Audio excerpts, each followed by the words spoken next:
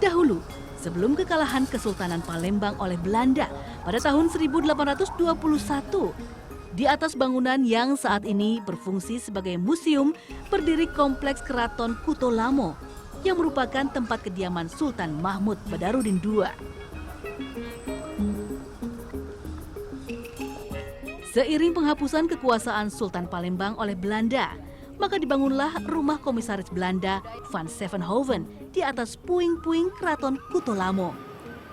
Setelah Belanda menguasai Palembang, bangunan Keraton Kesultanan yang pada saat itu didirikan tepat di atas lahan Museum Sultan Mahmud Badarudin II ini dibakar habis.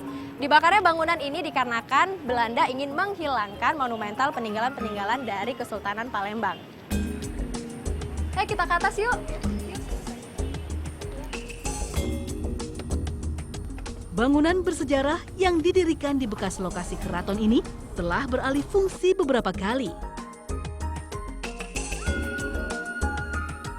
Mulai dari menjadi markas tentara Jepang di masa pendudukan, sampai akhirnya difungsikan menjadi museum.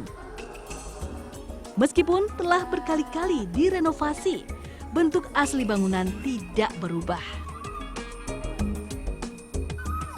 Museum Sultan Mahmud Badarudin II terdiri dari 2 lantai, tapi hanya lantai atas yang dijadikan ruang pamer koleksi museum.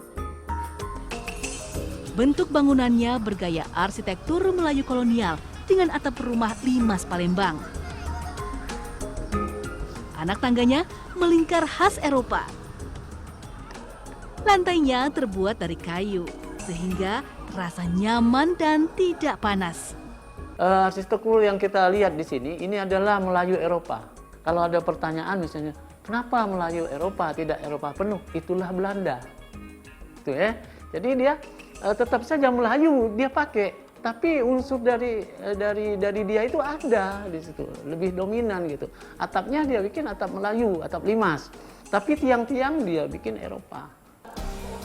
Berdasarkan hasil penelitian dari Tim Arkeologi Nasional pada tahun 1988, pada lokasi bangunan Museum Sultan Mahmud Badarudin II ditemukan fondasi batu bata dari bangunan Keraton Kutolamo.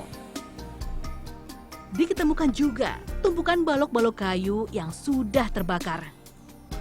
Dari permukaan tanah sampai 1,5 itu ada kayu yang terbakar, ada struktur bata dan segala macam yang itu dari masa-masa kesultanan.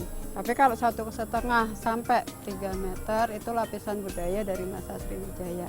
Itu yang sekali lagi membuktikan bahwa situs-situs dari masa Sriwijaya itu digunakan lagi pada masa Islam. Beragam benda bersejarah yang ada di Museum Sultan Mahmud Badarudin II menjadi bukti yang tak terbantahkan. Berkaitan dengan sejarah kota Palembang dengan segala kebesarannya. Sayangnya, masih banyak jejak peradabannya yang belum tergali dan bahkan tidak terawat. Kepedulian kitalah yang bisa menyelamatkannya.